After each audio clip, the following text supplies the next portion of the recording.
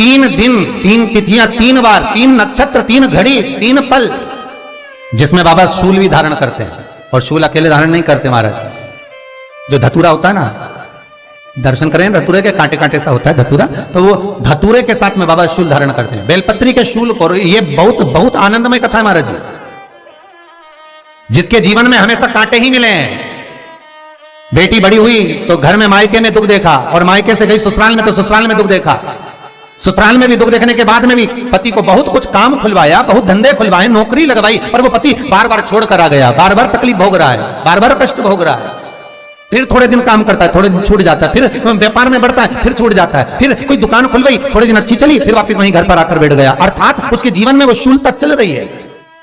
तो बाबा देवाधिदेव महादेव कहते हैं, ये 3 घड़ी 3 पल 3 नक्षत्र 3 समय 3 दिन में जो शूल मुझे समर्पित करता है, उसके जीवन से मैं शूल हटा देता। वो 3 दिन लिखे स्कंद पुराण में।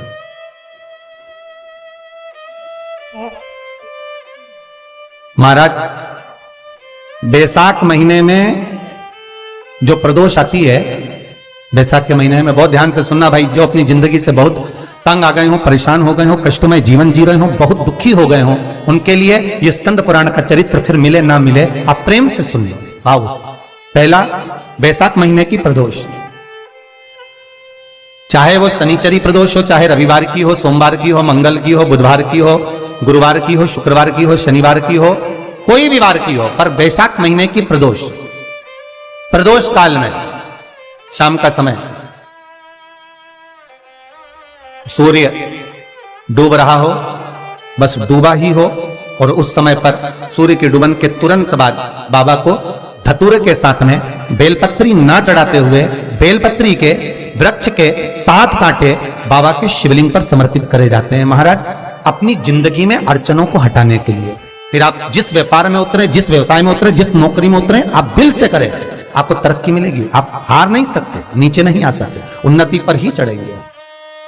एक वैशाख मास की प्रदोष, दूसरा शिवरात्रि के दिन मध्याह्न का समय। महाराज जो बड़ी शिवरात्रि होती है माघ की, बड़ी शिवरात्रि के अंतर्गत मध्याह्न का समय, दोपहर के ठीक 12 बजे, चाहे फिर वो कोई भी दिन हो महाराज, शिवरात्रि जिस दिन पड़ रही हो, उस दिन भी धतूरे के साथ बाबा को 7 कांटे बेलपत्री के वृक्ष के समर्पित होते हैं महाराज। इसमें आप ये वाले जो कांटे हैं, जो शिवरात्रि के दोपहर 12 बजे वाले हैं, अगर कोई मदिरा पीने वाला हो, व्यसन में डूबने वाला हो, कोई जुआ खेलने वाला हो, कोई गलत वैश्यावृत्ति करने वाला, या अपने मार्ग से विचलित कोई व्यक्ति है, उसके लिए भी ये कांटे बहुत काम आते हैं महाराज। दूसरा, पार्वती तेरे द्वारा तेरे नयन अश्रु से जो प्रगटा हुआ बेल का वृक्ष है, द्वितीय शूल मैं वहां धारण करता हूं। तृतीय शूल, तीसरा शूल जो वर्णन करा गया महाराज, भगवान श्रावण के महीने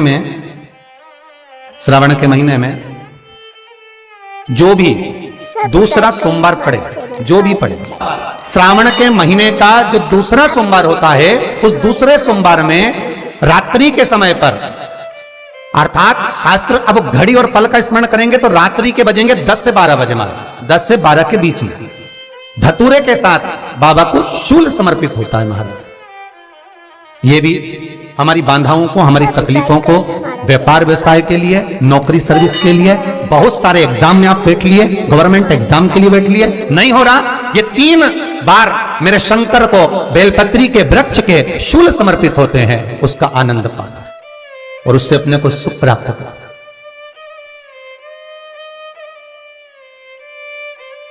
कि बाबा भोलेनाथ जी के नयन अश्रु से जो प्रकट हुआ वो रुद्राक्ष का पौधा है, माता पार्वती के नयन अश्रु से जो प्रकट हुआ वो बेलपत्री का पौधा है, और उमा और महेश, जिस महेश के वंशज है महेश्वरी, जिनकी 12 खाम प्रगटी है भगवान महेश के द्वारा।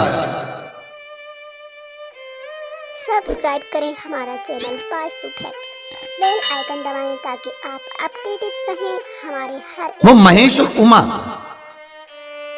उमा और महेश का जो चरित्र है कि उमा और महेश का जब प्रागट्य हुआ, उमा और महेश जब दोनों आनंद में विभोर होकर जब चलते हैं और दोनों के बैठने से तप मुद्रा से जो पौधा उत्पन्न होता है वो शमी का पौधा। Channel Vastu facts bell icon दबाएं ताकि आप अपडेटेड रहें हमारे हर एक वीडियो से। शमी का पौधा।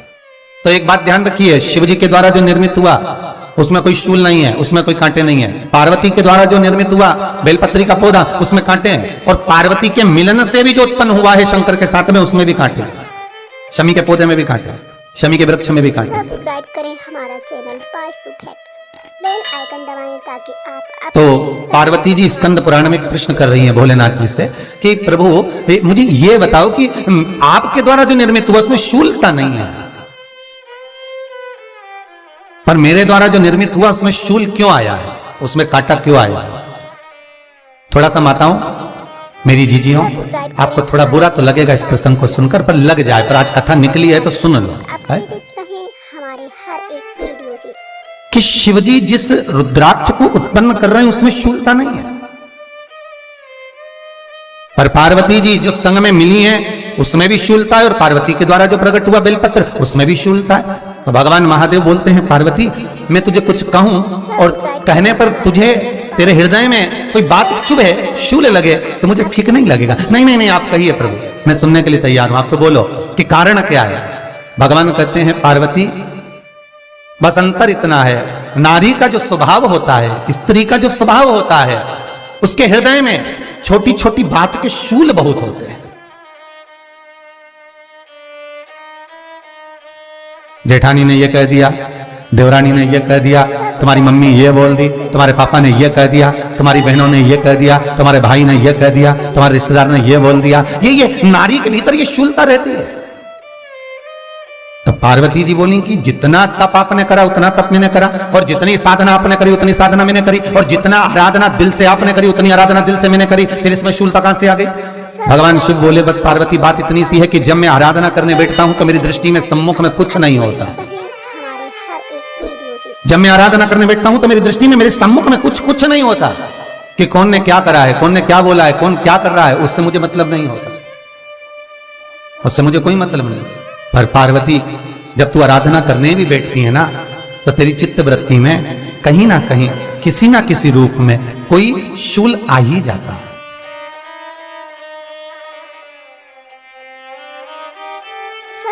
कई माताओं की आदत देखी साहब, भगवान की सेवा करने बैठी है तो भी भीतर थोड़ा सा शूलता भरी हुई है। महाराज बताओ, इतने सारे भगवान इकट्ठे कर लिए, मैंने बोला था बहू से कि वहां रख लेती है, बताओ इतने सारे यहाँ पर लाकर रख दिए हैं, अब इसकी सेवा करना पड़ रही है, अब ये करना पड़ रहा है। प्रसाद लेने के लिए रसोई घर में गई, भगवान का भोग लगाने के लिए, तो उसमें भी शूलता आ गई। इतने घंटों से मैं सामान ढूंढ रही, फ्रिज में मिल ही नहीं रहा, मैंने रखे गई थी, भगवान जाने कहाँ चले गए। भगवानों को वस्त्र पहना रही है तो शूलता है। अलमारी का ड्रॉज खोला, इसमें मैंने सामान रखा था, ना जाने भगवान का श्रृंगार कहाँ चले गया, कौन ने हाथ लगाया, फिर शूलता आ गई। भोजन करने बैठे तो शूलता है, कोई कार्य के लिए जा रहे हो तो शूलता है।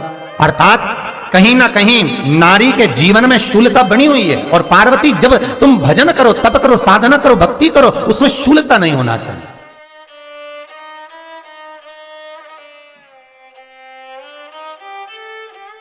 पार्वती जी ने कहा भोलेनाथ तो क्या आप मुझे स्वीकार नहीं करेंगे बेलपत्री के रूप में? क्या मुझे स्वीकार नहीं करेंगे शमी पत्र के रूप में? पद्म पुराण, स्कंद पुराण, लिंग पुराण, नर्मदा पुराण और शिव महापुराण, ये सारी पुराणे वर्णन करती है। पार्वती जी का खंड आनंद वर्षित कर रहा है, वर्णन कर रहा है। पार्वती खंड वर्णन कर रहा है, सती खंड वर्णन कर रहा है, उमा संहिता वर्णन कर रही है। क्या आप मेरा ये बेलपत्र का स्वरूप आप धारण नहीं करेंगे? इसमें शूलता इसलिए भगवान कहते नहीं नहीं, धारण तो करूंगा पर शूल धारण नहीं करूंगा, मैं शूल धारण नहीं करूंगा। मतलब बेलपत्री में जो कांटे लगे रहते हैं बेलपत्री की, उस डाली के अंदर जो कांटे शूल रहते हैं, भगवान शिव वो धारण नहीं करते। आप उस बेलपत्री को आप बड़े प्रेम से, आनंद से पत्ते को निकाल लीजिए, तोड़ लीजिए, उतार लीजिए, और फिर भगवान को वो प्रेम से समर्पित करो तो भगवान स्वीकार करना। पर भोलेनाथ ये बेलपत्री का जो वृक्ष है मेरे नयन अश्रु से उत्पन्न हुआ है, मेरे द्वारा उत्पन्न हुआ है, फिर तो इन कांटों की कोई महत्वता ही नहीं है, इन शूल की कोई महत्वता नहीं है। पार्वती केवल